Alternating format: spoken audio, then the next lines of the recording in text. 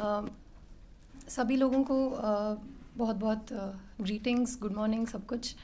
JNU के लोग काफ़ी लेट होते हैं, ये आपने आज देख लिया होगा। और कई बार क्या होता है कि हम लोग प्रोटेस्ट करने के लिए जाते हैं, लेकिन पुलिस के साथी जो पीछे खड़े हुए हैं, जिनके साथ हमारा बहुत लंबा नाता बन गया है जब से ये सरकार आई है, क्योंकि सरकार हमें सड़क पर ले आई है, वो लोग भी जानते हैं कि कभी क्या होता है। हमारा 2 बजे से प्रोटेस्ट होता है, वो लोग 4 बजे तक फ़ोन करते रहते हैं कि कब आ रहे हो, कब आ रहे हो, प्रोटेस्ट शुरू करो। ये रेगुलर ट्रेंड बन गया है। इसके लिए हम लोग माफ़ी चाहते हैं लेट होने के लिए। जैसा कि साथी कन्हैया ने कहा कि हमारे पास, सबके पास 15 मिनट हैं बोलने के लिए, लेकिन मुझे लगता है कि जो बात हम लोग बोलना चाहते हैं सब बात पहले आ चुकी है। मेरे से पहले जो वक्ता आए हैं उन्होंने काफ़ी विस्तार में और काफ़ी ब्रीफ में भी इस चीज़ को रखा कि क्या आजकल देश में हो रहा है, उसको बहुत बढ़िया से सम अप किया है। मैं उसमें कुछ 2-3 बातें और जोड़ना चाहती हूँ। हम अभी जब साथी रामा बोल रहे थे कि आइडिया ऑफ इंडिया कन्क्लेव, उस टाइम में मेरे दिमाग में थोड़ा स्ट्राइक हुआ कि आइडिया ऑफ इंडिया क्यों, कि why do we use the phrase idea of India? Because at some level we all agree to this, that India is an idea. It's not just a set of frontiers, it's not just a map bounded by political boundaries. It's not just that. It is more than that. It is an idea. What is that idea? We can have our differing definitions of it. I'm sure that someone who is a Muslim and comes from that subjective experience would have a very different idea of India than someone who is a Dalit, than someone who is a tribal. There may be different definitions. For a woman, the idea may even be meaningless. For women who do not own anything in this country, not even the space for living and breathing, what is the idea of India? It's an idea in the making. It's an idea that has to be furthered. It's not something that exists and something that has to be worshipped by saying Vande Mataram. It's something that is to be developed. And that is what we stand for. We are very ordinary people, as you have seen. And our friends from the police, they have seen us before we have, come here to deliver a talk in an AC hall. Before that, they have seen us for 3 months in chilling winter on the streets at UGC, occupying that spot as very ordinary people, not as VIPs. उस time पे कोई हमारी protection के लिए नहीं आता था, हम लोग अपना प्रोटेक्शन खुद करते थे. And protection was in the very fact that we were occupying a public space collectively. That was the protection. 3 महीने तक जब हम लोग सड़क पर थे, उस वक्त ये कहा जाता है कि लड़कियों को बाहर नहीं निकलना चाहिए, लेकिन 3 महीने तक वो जो ऑक्यूपाई यूजीसी आंदोलन चला फेलोशिप के लिए, उसमें लड़कियों की बराबर भागीदारी थी. जितने लड़के थे उतनी लड़कियां थी, और बल्कि लड़कियां और ज़्यादा लीडिंग पोजीशन में थी, आप ये कह सकते हैं, और तमाम डिप्राइव्ड सेक्शन से आने वाली लड़कियां थी. तो कहीं ना कहीं वो प्रोटेस्ट अपने आप में इस बात को चैलेंज करता है कि लड़कियों को अंदर रहना चाहिए, लड़कियों की सेफ्टी घर के अंदर है. ऐसा है नहीं. 3 महीने तक हम लोग दिन रात सड़क पर रहे, कोई अटैक नहीं हुआ हम पर, कुछ भी नहीं हुआ. कई बार कोशिश की गई एबीवीपी के द्वारा शुरुआत के दिनों में ही कि हम लोगों पर पथराव करे, वो लोग दारू पी के आए, बदतमीज़ी करने लगे, गालियाँ देने लगे, ये सब कुछ हुआ. लेकिन कहीं ना कहीं वो आंदोलन की ताकत थी कि दोबारा वो लोग की हिम्मत नहीं हुई वहाँ पर आने की. शुरुआत के 1-2 दिन में जब वो आंदोलन गर्मी पकड़ रहा था, उस वक्त उन्होंने ये कोशिश की, लेकिन उसके बाद कभी उनकी भी हिम्मत नहीं हुई कि वहाँ पर आकर बदतमीज़ी करें हमारे साथ में. ये आंदोलन की ताकत थी, और यही ताकत संगठित होने में है. और अभी जो आरएसएस करने की कोशिश कर रहा है वो है कि आइडिया ऑफ इंडिया को तो बर्बाद करे ही, लेकिन आइडिया को भी बर्बाद कर दे कि किसी के दिमाग में कोई आइडिया ही ना आए. मेरे से पहले कुछ साथियों ने कहा कि बनारस हिंदू यूनिवर्सिटी में जो है 9 स्टूडेंट्स को रेस्ट्रिकेट कर दिया गया है. उन लोगों को एग्ज़ाम नहीं देने देंगे और उनको हॉस्टल से भी एविक्ट कर दिया गया है. कल रात को हम कुछ 4-5 दोस्त बैठकर कमरे में बात कर रहे थे, जब मौसम बहुत अच्छा हो रहा था, बारिश वारिश हो रही थी, थोड़ा दिमाग की बत्ती खुल गई. पिछले कई दिन से हम लोग सोच भी नहीं पा रहे हैं इतनी गर्मी की वजह से कि क्या करें आगे. और वो जो मेरे साथी हैं वो काफ़ी समय तक वो बहुत एजिटेटेड रहे इस बात को लेकर, and rightly so, he should be agitated, कि only for demanding a 24/7 library, you are thrown out of the, you are evicted from the hostel and you are rusticated.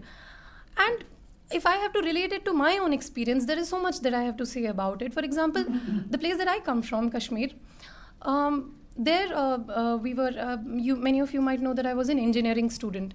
मेरी एक फ्रेंड थी, उनके साथ में बैठकर जो है मैं पढ़ाई करती थी. हम दोनों उस वक्त बहुत पढ़ाकू टाइप के थे और उस टाइम में पढ़ने में बहुत मज़ा आता था. और उस टाइम पे क्या हुआ कि हम लोग एक दूसरे के घर जाते थे कंबाइन स्टडी करने के लिए, ग्रुप स्टडी करने के लिए. लेकिन कुछ देर बाद हमारे पेरेंट्स को वो बात अच्छी नहीं लगी कि इतना एक दूसरे के घर नहीं जाना चाहिए. व्हाटएवर, हर चीज़ को लेकर कुछ रीजनिंग होता है. और उस वक्त कहीं से हमने सुना था कि अलीगढ़ मुस्लिम यूनिवर्सिटी में जो है 24/7 लाइब्रेरी होती है, आप रात को पढ़ सकते हैं वहाँ पर. कहीं से, मुझे पता नहीं है सच था झूठ था क्या था, तब हम बहुत छोटे थे. लेकिन उस टाइम से एक फैसिनेशन बन गया दिमाग में कि अलीगढ़ मुस्लिम यूनिवर्सिटी जाना है, वहाँ पर रात को 24/7 लाइब्रेरी है, आप रात को पढ़ सकते हैं. दिस वेरी आर्ग्यूमेंट कि आप पॉलिटिक्स मत कीजिए, आप पढ़ाई कीजिए, this is so damn flawed. Because हम लोग सिर्फ पॉलिटिक्स थोड़ी करते हैं या सिर्फ पढ़ाई थोड़ी करते हैं. हम लोग पॉलिटिक्स इसलिए करते हैं कि हम लोग पढ़ सकें और बाकी हमारे जैसे जो लोग हैं वो पढ़ सकें, उनका शिक्षा का अधिकार जो है वो प्रिजर्व हो सके. और हम लोग पढ़ाई इसलिए करते हैं, हमारी पढ़ाई करने का कोई मतलब नहीं है अगर हम बैठ के यहाँ पे सिर्फ डिसर्टेशन लिखे और बस्तर में लोगों को मारा जा रहा है, जगह जगह किसान आत्महत्या कर रहे हैं. वो पढ़ाई किस काम की है? उसको जिसको मार्क्स ने नाम दिया एलिनेशन का, वो पढ़ाई तो बहुत एलिनेटेड होगी, वो किस काम की होगी ये हम लोग नहीं जानते. और इसी तरह से जब मैं JNU में आई, अलीगढ़ मुस्लिम यूनिवर्सिटी में कभी गई नहीं, मैं आई JNU में, वहाँ पर मैं फर्स्ट सेमेस्टर की छात्रा थी. और उस वक्त हमारे बीच में चिंटू ही मेरे पास आई थी, हमारे बीच में अकबर भी मौजूद हैं, वो उस टाइम पे JNU प्रेसिडेंट थे. और उन्होंने एक डिमांड उठाई 24/7 लाइब्रेरी की. और चिंटू मेरे पास आई, मुझे चिट दिया, बोला कि आप प्रोटेस्ट में आइए, हम लोग 24/7 लाइब्रेरी डिमांड कर रहे हैं. That was a very life changing moment for me. Usually मेरे एक दोस्त ने मुझसे कहा था कि यू विल बिकम अ पक्का JNUite when you stop taking a shower. जब तुम नहाना बंद कर दोगे तब तुम JNU वाले बन जाओगे. But and this is the perception, this is what is portrayed to us outside JNU. And but here's someone who is who I know is an activist. She's coming to me saying कि आप लोग library के लिए protest कीजिए. Now this is very important. This is what JNU stands for. It stands for study and struggle. And finally we did achieve a 24/7 library. That happened, that became a reality. And here we have our colleagues in BHU who are just being thrown out for the crime of demanding a 24/7 library. This is bizarre. और JNU में देखिए, JNU में हम लोग अनशन कर रहे थे, जैसा साथी कन्हैया ने कहा कि एक पिछले 16 दिन एक अनशन चला, जिसमें हम लोग रस्टिकेशन के खिलाफ, स्टूडेंट्स को हॉस्टल एविक्शन के खिलाफ, आउट ऑफ बाउंड करने के खिलाफ हम लोग आंदोलन कर रहे थे, हंगर स्ट्राइक कर रहे थे रस्टिकेशन के खिलाफ. और यहाँ हंगर स्ट्राइक करने पर लोगों को रस्टिकेट कर दिया जा रहा है. So we can just see how bizarre this is, and there is no rule of law. इससे पहले भी BHU में, ये BHU में पहली घटना है नहीं. BHU में डॉक्टर संदीप पांडे हैं, आप लोग उनका नाम जानते होंगे, जिनको he was just arbitrarily, his services were terminated in a completely unlawful, illegitimate manner just because some students apparently said that he is anti-national.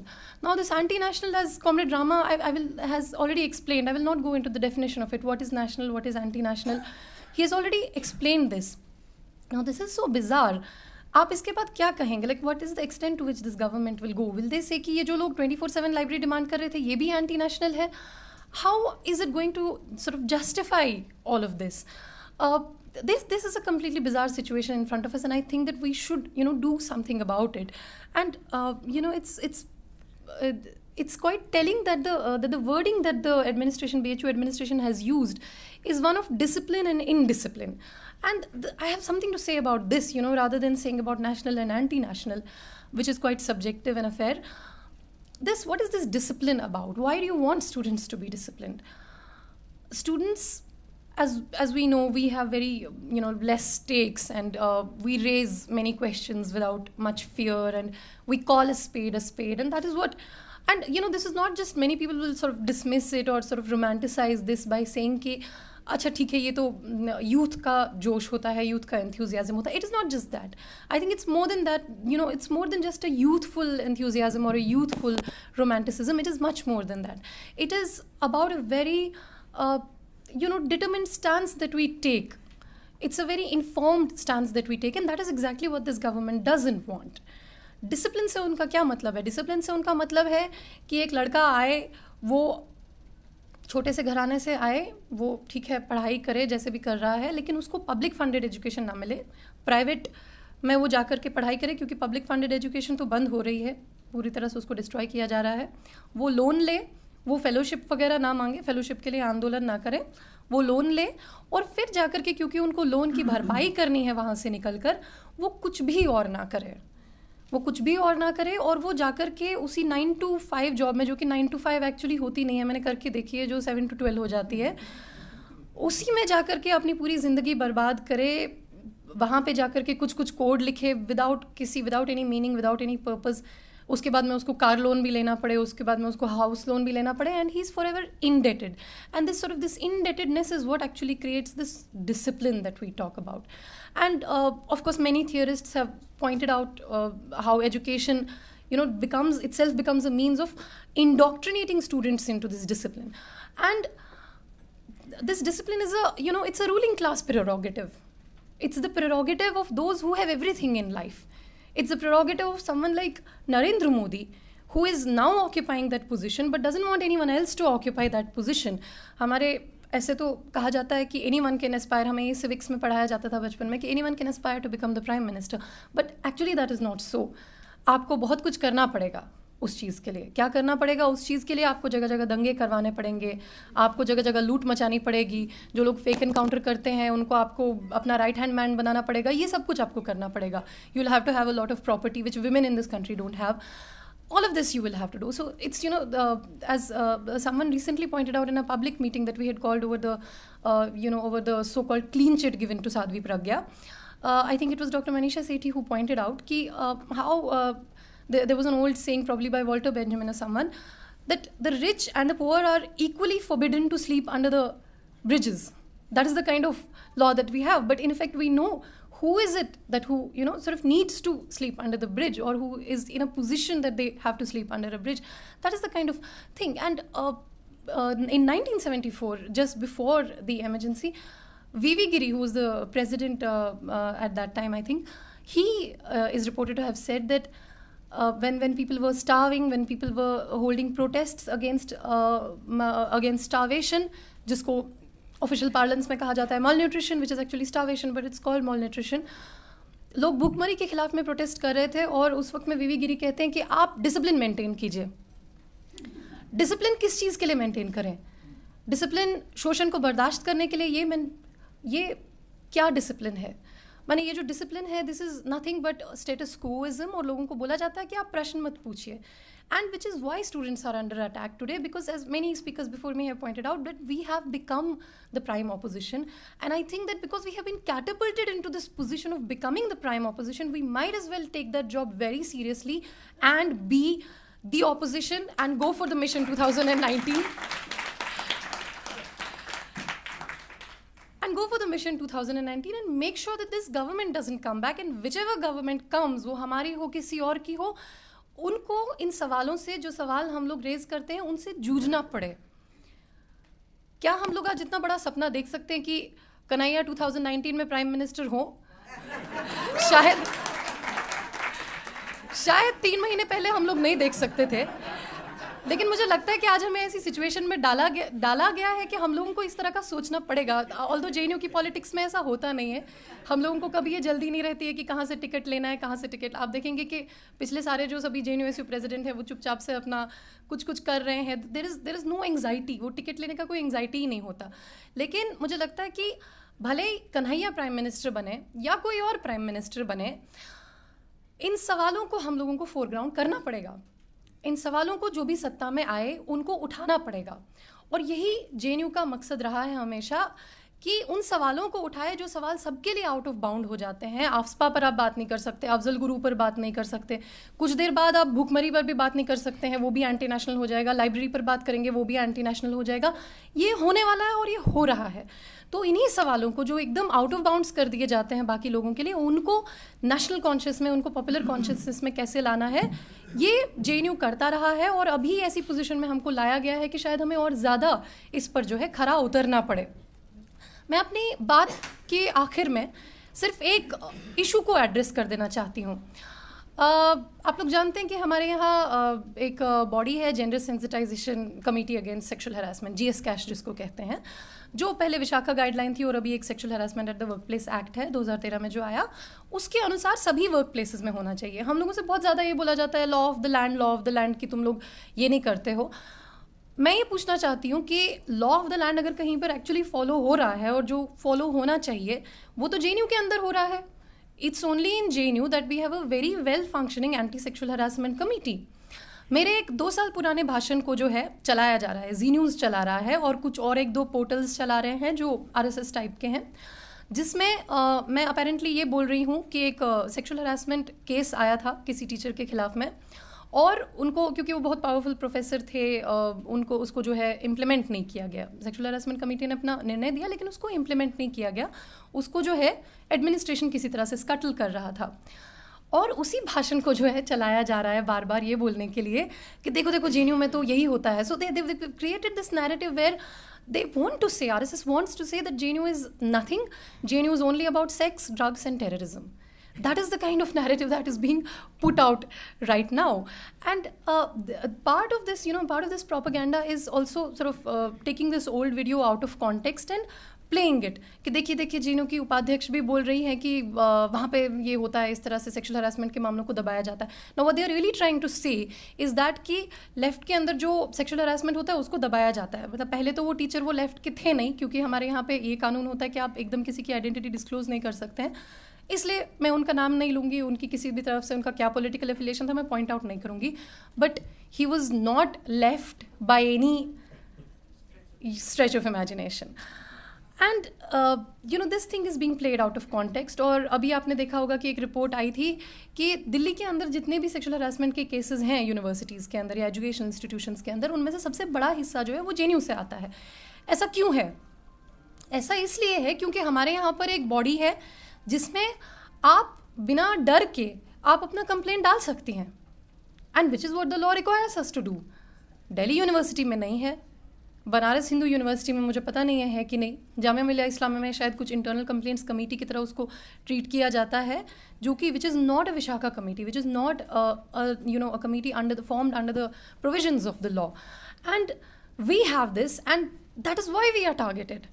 और ये बार बार ये बोला जाता है कि देखो देखो यहाँ पे कितने सेक्सुअल हरासमेंट के केस, सेक्सुअल हरासमेंट के केसेस तो ऑफकोर्स होते हैं। अगर आप उन आंकड़ों को देखें तो those are very bizarre actually. कुछ ऐसा इस तरह का I think Delhi commission of women ने कहा था कि between 2012 and 2014 there were some I don't remember 200 cases and out of those 100 were from JNU, something like this.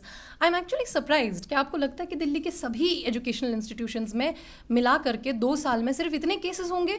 I find this completely ridiculous.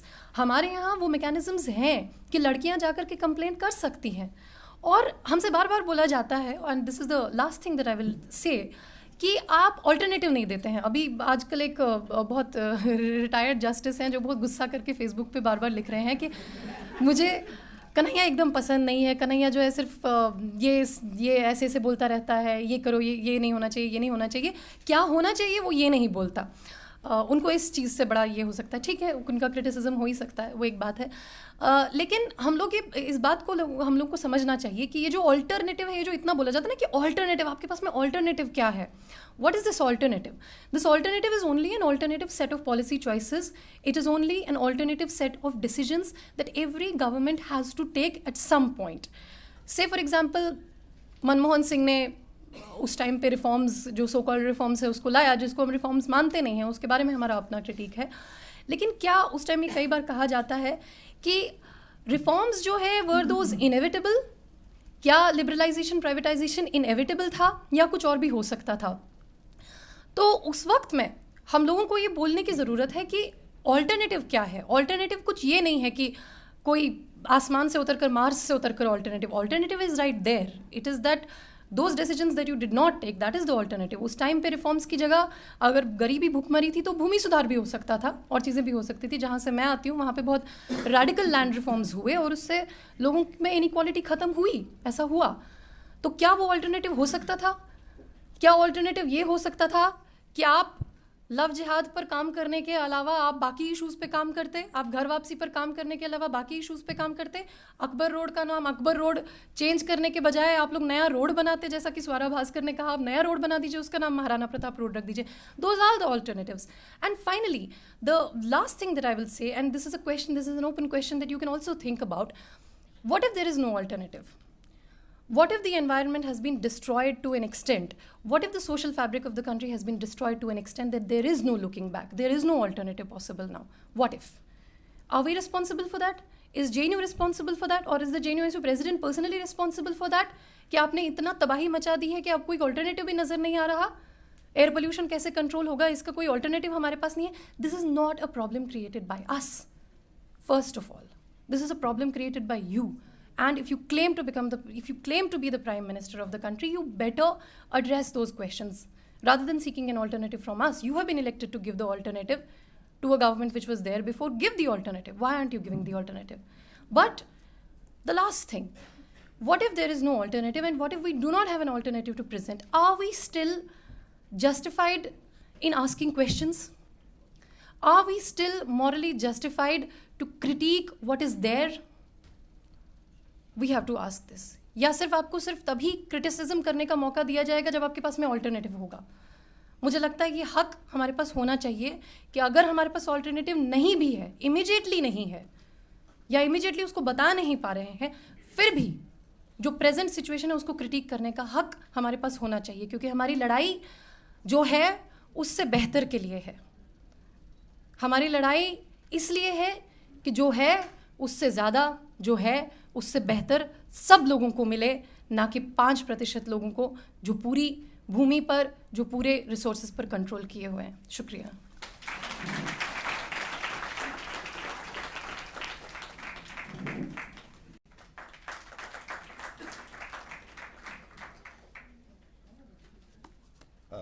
बात शुरू करने से पहले पिछले वक्ता ने एक बात बोली, तो मैं उनसे थोड़ा सा एक अपील करना चाहूँगा कि नहीं, प्लीज़ 2019 में चुनाव के में प्राइम मिनिस्टर कैंडिडेट बन के मत आना. और हम लोग आंदोलन में हैं, आंदोलन में ही रहेंगे. ऑर्गेनाइजर्स का मैं शुक्रिया अदा करना चाहूँगा जिन्होंने मुझे मौका दिया कि मैं आऊँ और आपके बीच में बात रखूँ. पिछले कुछ दिनों में बहुत कुछ हुआ है जो बहुत कुछ अनप्रेसिडेंटेड है. सुबह 9:30 बजे आके बात रखना जेएनयू के छात्रों के लिए ये भी बहुत अनप्रेसिडेंटेड है. हम लोगों का पॉलिटिकल जितने प्रोग्राम हैं वो 9:30 बजे शुरू होते हैं, लेकिन वो 9:30 PM होता है, AM कभी नहीं होता. और मैं माफ़ी चाहूँगा लेट आने के लिए. और कॉमरेड अनिर्बान आज आ नहीं पाए. उन्होंने भी माफ़ी मांगी है कि उनका PhD का बिल्कुल आखिरी समय है. पिछले कुछ महीनों में जो कुछ हुआ उसके बाद वो PhD बहुत ही नाजुक स्थिति में है. फरवरी में अगर ये सब नहीं हुआ होता तो आज वो बहुत बेटर स्थिति में होती. लेकिन अभी पुलिस केस के बाद, जेल जाने के बाद, जेल से आने के बाद, इस HLEC के एक्शन के बाद और उस भूख हड़ताल में जिसमें कॉमरेड अनिर्बान भी बैठे थे, उसके बाद बहुत कम समय रह गया है. और अनिर्बान ने बोला है कि कल तक मेरा एक एकेडमिक रिस्पॉन्सिबिलिटी था कि मेरा PhD कंप्लीट करना, आज मेरा पॉलिटिकल रिस्पॉन्सिबिलिटी भी है. और मैं जुलाई में PhD सबमिट करूंगा. इस वजह से वो माफ़ी चाहेंगे और मैं समझता हूँ आप सारे लोग समझेंगे कि किस स्थिति में वो आज आने कर देना चाहती हूँ. आप लोग जानते हैं कि हमारे यहाँ एक बॉडी है, gender sensitization committee against sexual harassment, GS-CASH जिसको कहते हैं, जो पहले विशाखा गाइडलाइन थी और अभी एक sexual harassment at the work place act है 2013 में जो आया, उसके अनुसार सभी वर्क प्लेसेस में होना चाहिए. हम लोगों से बहुत ज़्यादा ये बोला जाता है लॉ ऑफ द लैंड कि तुम लोग ये नहीं करते हो. मैं ये पूछना चाहती हूँ कि लॉ ऑफ द लैंड अगर कहीं पर एक्चुअली फॉलो हो रहा है और जो फॉलो होना चाहिए वो तो JNU के अंदर हो रहा है. It's only in JNU that we have a very well functioning anti-sexual harassment committee. मेरे एक 2 साल पुराने भाषण को जो है चलाया जा रहा है, जी न्यूज़ चला रहा है और कुछ और 1-2 पोर्टल्स चला रहे हैं जो RSS टाइप के हैं, जिसमें मैं अपेरेंटली ये बोल रही हूँ कि एक सेक्सुअल हरासमेंट केस आया था किसी टीचर के खिलाफ में, और उनको, क्योंकि वो बहुत पावरफुल प्रोफेसर थे, उनको उसको जो है इम्प्लीमेंट नहीं किया गया. सेक्सुअल हरासमेंट कमेटी ने अपना निर्णय दिया लेकिन उसको इम्प्लीमेंट नहीं किया गया. उसको जो है एडमिनिस्ट्रेशन किसी तरह से स्कटल कर रहा था. और उसी भाषण को जो है चलाया जा रहा है बार बार ये बोलने के लिए कि देखो देखो JNU में तो यही होता है. So they created this narrative where they want to say, RSS wants to say that JNU is nothing. JNU is only about sex, drugs and terrorism. That is the kind of narrative that is being put out right now. And part of this, part of this propaganda is also sort of taking this old video out of context and playing it. कि देखिए JNU की उपाध्यक्ष भी बोल रही हैं कि वहाँ पे ये होता है, इस तरह से सेक्सुअल हरासमेंट के मामलों को दबाया जाता है. Now what they are really trying to say is that कि लेफ्ट के अंदर जो सेक्सुअल हरासमेंट होता है उसको दबाया जाता है. मतलब पहले तो वो टीचर वो लेफ्ट के थे नहीं, क्योंकि हमारे यहाँ पे ये कानून होता है कि आप एकदम किसी की आइडेंटिटी डिस्क्लोज नहीं कर सकते हैं. इसलिए मैं उनका नाम नहीं लूँगी, उनकी किसी भी तरफ से उनका क्या पॉलिटिकल एफिलिएशन था मैं पॉइंट आउट नहीं करूँगी. But he was not left by any stretch of imagination. And this thing is being played out of context. और अभी आपने देखा होगा कि एक रिपोर्ट आई थी कि दिल्ली के अंदर जितने भी सेक्सुअल हरासमेंट के केसेस हैं यूनिवर्सिटीज़ के अंदर या एजुकेशन इंस्टीट्यूशंस के अंदर, उनमें से सबसे बड़ा हिस्सा जो है वो जेएनयू से आता है. ऐसा क्यों है? ऐसा इसलिए है क्योंकि हमारे यहाँ पर एक बॉडी है जिसमें आप बिना डर के आप अपना कंप्लेंट डाल सकती हैं. And which is what the law requires us to do. Delhi university में नहीं है, बनारस हिंदू यूनिवर्सिटी में मुझे पता नहीं है कि नहीं, जामिया मिलिया इस्लामिया में शायद कुछ इंटरनल कंप्लेंट्स कमेटी की तरह उसको ट्रीट किया जाता है, जो कि which is not a Vishaka committee, which is not a committee under the formed under the provisions of the law. And we have this and that is why we are targeted. और ये बार बार ये बोला जाता है कि देखो देखो यहाँ पे कितने सेक्सुअल हरासमेंट के केस. सेक्सुअल हरासमेंट के केसेस तो ऑफ कोर्स होते हैं. अगर आप उन आंकड़ों को देखें तो those are very bizarre actually. कुछ ऐसा इस तरह का I think Delhi commission of women ने कहा था कि between 2012 and 2014 there were some I don't remember 200 cases and out of those 100 were from JNU, something like this. I'm actually surprised कि आपको लगता है कि दिल्ली के सभी एजुकेशनल इंस्टीट्यूशंस में मिला करके 2 साल में सिर्फ इतने केसेस होंगे. I find this completely ridiculous. हमारे यहाँ वो मैकेनिज्म्स हैं कि लड़कियाँ जाकर के कंप्लेंट कर सकती हैं. और हमसे बार बार बोला जाता है, and this is the last thing that I will से, कि आप ऑल्टरनेटिव नहीं देते हैं. अभी आजकल एक बहुत रिटायर्ड जस्टिस हैं जो बहुत गुस्सा करके फेसबुक पे बार बार लिख रहे हैं कि मुझे कन्हैया एकदम पसंद नहीं है, कन्हैया जो है सिर्फ ये ऐसे ऐसे बोलता रहता है, ये करो, ये नहीं होना चाहिए, ये नहीं होना चाहिए. क्या होना चाहिए वो ये नहीं बोलता. उनको इस चीज़ से बड़ा ये हो सकता है. ठीक है, उनका क्रिटिसिज्म हो ही सकता है, वो एक बात है. लेकिन हम लोग इस बात को हम लोग को समझना चाहिए कि ये जो it's a prerogative of someone like Narendra Modi, who is now occupying that position but doesn't want anyone else to occupy that position. हमारे ऐसे तो कहा जाता है कि anyone can aspire, हमें ये civics में पढ़ाया जाता था बचपन में कि anyone can aspire to become the prime minister, but actually that is not so. आपको बहुत कुछ करना पड़ेगा उस चीज़ के लिए. क्या करना पड़ेगा उस चीज़ के लिए? आपको जगह जगह दंगे करवाने पड़ेंगे, आपको जगह जगह लूट मचानी पड़ेगी, जो लोग फेक एनकाउंटर करते हैं उनको आपको अपना राइट हैंड मैन बनाना पड़ेगा, ये सब कुछ आपको करना पड़ेगा. You will have to have a lot of property which women in this country don't have. All of this you will have to do. So it's, as someone recently pointed out in a public meeting that we had called over the, over the so-called clean chit given to Sadhvi Pragya. I think it was Dr. Manisha Sethi who pointed out how there was an old saying, probably by Walter Benjamin or someone, that the rich and the poor are equally forbidden to sleep under the bridges. That is the kind of law that we have. But in effect, we know who is it that who sort of needs to sleep under the bridge, or who is in a position that they have to sleep under a bridge. That is the kind of thing. And in 1974, just before the emergency, V.V. Giri, who was the president at that time, I think, he is reported to have said that when people were starving, when people were holding protests against starvation, जिसको official parlance में कहा जाता है malnutrition, which is actually starvation, but it's called malnutrition. लोग भूखमरी के खिलाफ में प्रोटेस्ट कर रहे थे, और उस वक्त में वीवी गिरी कहते हैं कि आप डिसिप्लिन मेंटेन कीजिए. डिसिप्लिन किस चीज़ के लिए मेंटेन करें? डिसिप्लिन शोषण को बर्दाश्त करने के लिए? ये क्या डिसिप्लिन है? माने ये जो डिसिप्लिन है, this is nothing but status quoism, और लोगों को बोला जाता है कि आप प्रश्न मत पूछिए. And which is why students are under attack today, because as many speakers before me have pointed out, that we have become the prime opposition. And I think that because we have been catapulted into this position of becoming the prime opposition, we might as well take that job very seriously and be the opposition and go for the mission 2019.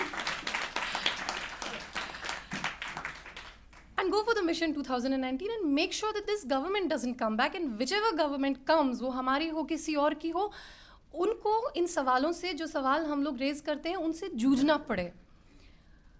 क्या हम लोग आज इतना बड़ा सपना देख सकते हैं कि कन्हैया 2019 में प्राइम मिनिस्टर हो?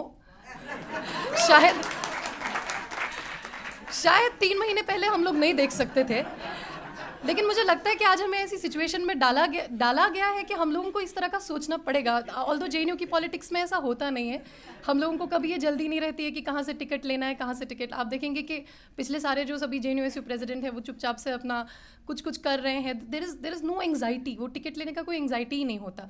लेकिन मुझे लगता है कि भले ही कन्हैया प्राइम मिनिस्टर बने या कोई और प्राइम मिनिस्टर बने, इन सवालों को हम लोगों को फोरग्राउंड करना पड़ेगा। इन सवालों को जो भी सत्ता में आए उनको उठाना पड़ेगा, और यही जेएनयू का मकसद रहा है हमेशा कि उन सवालों को उठाए जो सवाल सबके लिए आउट ऑफ बाउंड हो जाते हैं। आफ्सपा पर आप बात नहीं कर सकते, अफजल गुरु पर बात नहीं कर सकते, कुछ देर बाद आप भूखमरी पर भी बात नहीं कर सकते हैं, वो भी एंटी नेशनल हो जाएगा। लाइब्रेरी पर बात करेंगे, वो भी एंटी नेशनल हो जाएगा। ये होने वाला है और ये हो रहा है। तो इन्हीं सवालों को जो एकदम आउट ऑफ बाउंड्स कर दिए जाते हैं बाकी लोगों के लिए, उनको नेशनल कॉन्शियस में, उनको पॉपुलर कॉन्शियसनेस में कैसे लाना है, ये जेएनयू करता रहा है। और अभी ऐसी पोजीशन में हमको लाया गया है कि शायद हमें और ज़्यादा इस पर जो है खरा उतरना पड़े। मैं अपनी बात के आखिर में सिर्फ एक इशू को ऐड, आप लोग लाइब्रेरी के लिए प्रोटेस्ट कीजिए। Now this is very important, this is what JNU stands for. It stands for study and struggle, and finally we did achieve a 24/7 library.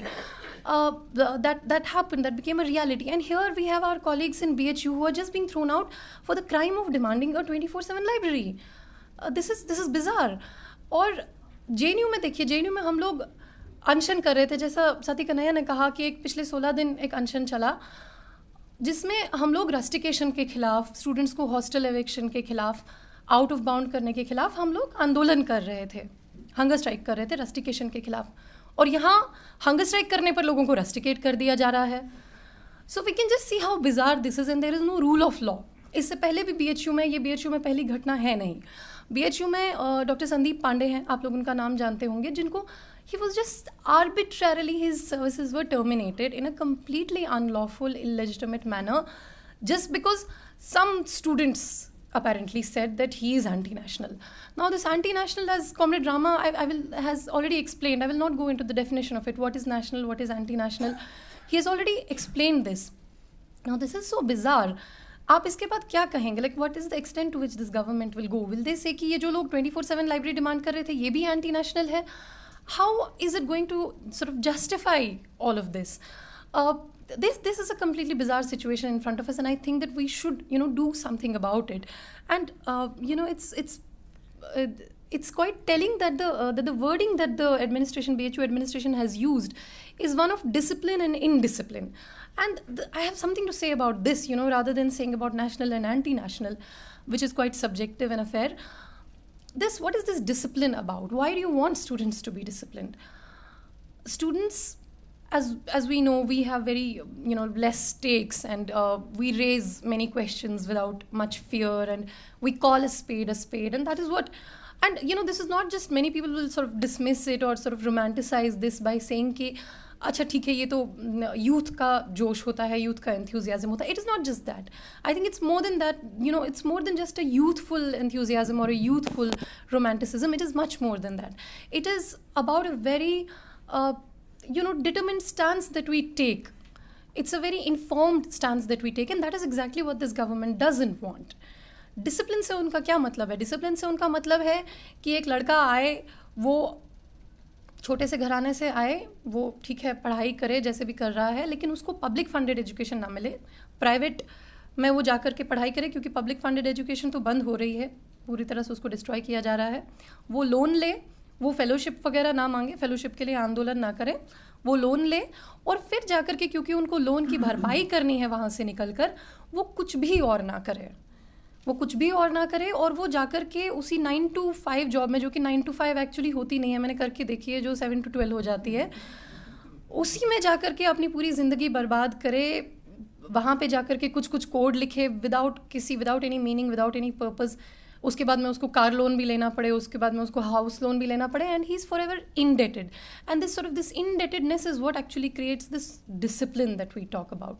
And of course, many theorists have pointed out how education, becomes a means of indoctrinating students into this discipline. And this discipline is it's a ruling class prerogative. It's the prerogative of those who have everything in life. पथराव करे, वो लोग दारू P के आए, बदतमीज़ी करने लगे, गालियाँ देने लगे, ये सब कुछ हुआ।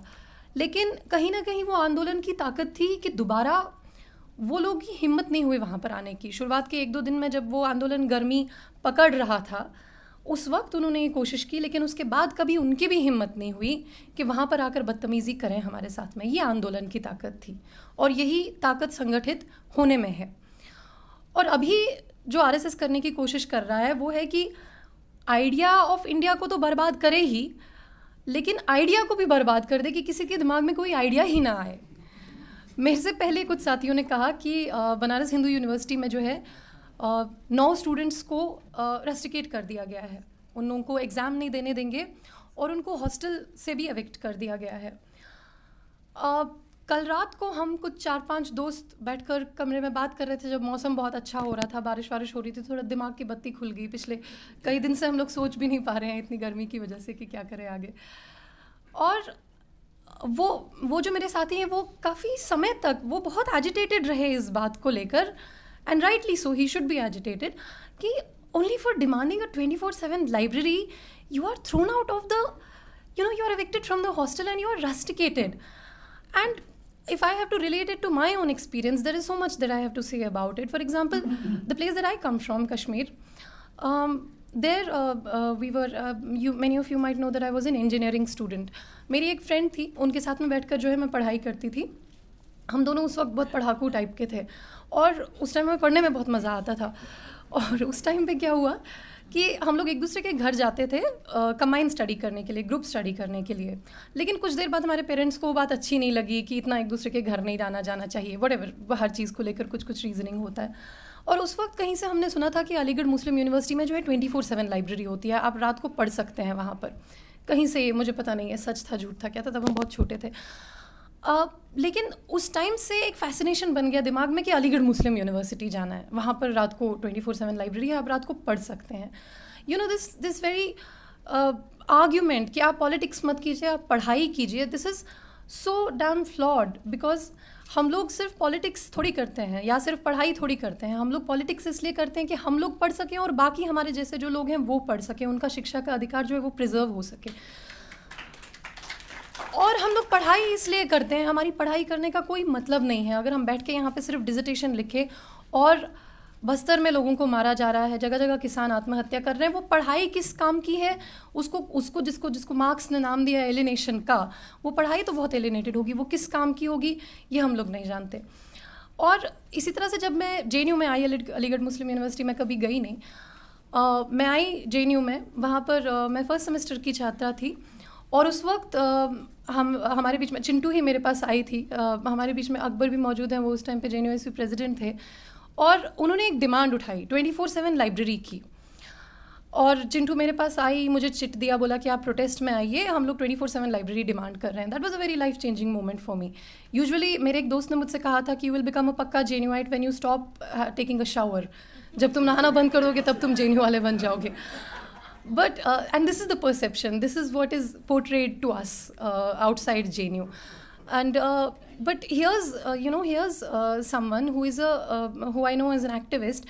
She's coming to me saying कि सभी लोगों को बहुत बहुत ग्रीटिंग्स, गुड मॉर्निंग, सब कुछ। JNU के लोग काफ़ी लेट होते हैं, ये आपने आज देख लिया होगा।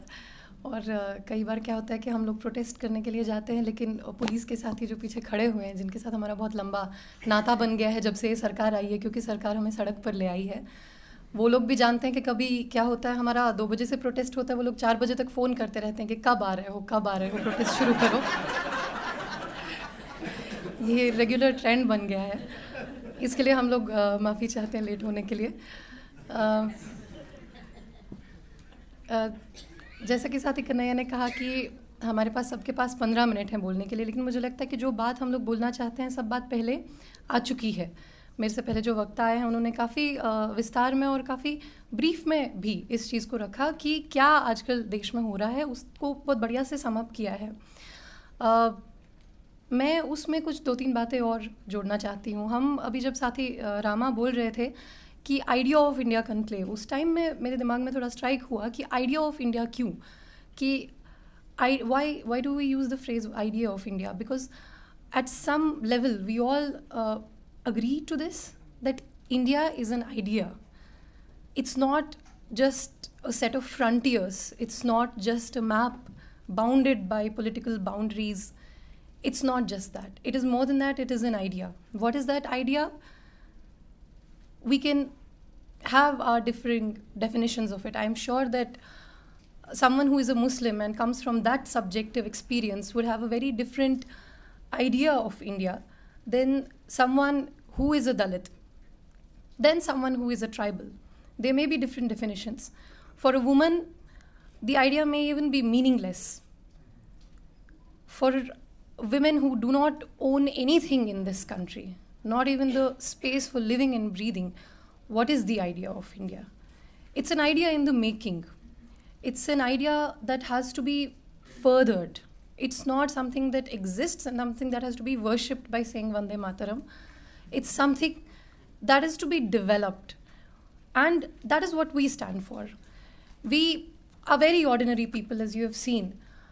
And our friends from the police, they have seen us before we have, come here to deliver a talk in an AC hall. Before that, they have seen us for 3 months in chilling winter on the streets at UGC, occupying that spot as very ordinary people, not as VIPs. उस time पे कोई हमारी protection के लिए नहीं आता था, हम लोग अपना प्रोटेक्शन खुद करते थे. And protection was in the very fact that we were occupying a public space collectively. That was the protection. 3 महीने तक जब हम लोग सड़क पर थे, उस वक्त ये कहा जाता है कि लड़कियों को बाहर नहीं निकलना चाहिए, लेकिन 3 महीने तक वो जो ऑक्यूपाई यूजीसी आंदोलन चला फेलोशिप के लिए, उसमें लड़कियों की बराबर भागीदारी थी. जितने लड़के थे उतनी लड़कियां थी, और बल्कि लड़कियां और ज़्यादा लीडिंग पोजीशन में थी, आप ये कह सकते हैं, और तमाम डिप्राइव्ड सेक्शन से आने वाली लड़कियां थी. तो कहीं ना कहीं वो प्रोटेस्ट अपने आप में इस बात को चैलेंज करता है कि लड़कियों को अंदर रहना चाहिए, लड़कियों की सेफ्टी घर के अंदर है. ऐसा है नहीं. 3 महीने तक हम लोग दिन रात सड़क पर रहे, कोई अटैक नहीं हुआ हम पर, कुछ भी नहीं हुआ. कई बार कोशिश की गई ABVP के द्वारा शुरुआत के दिनों में ही कि हम लोगों पर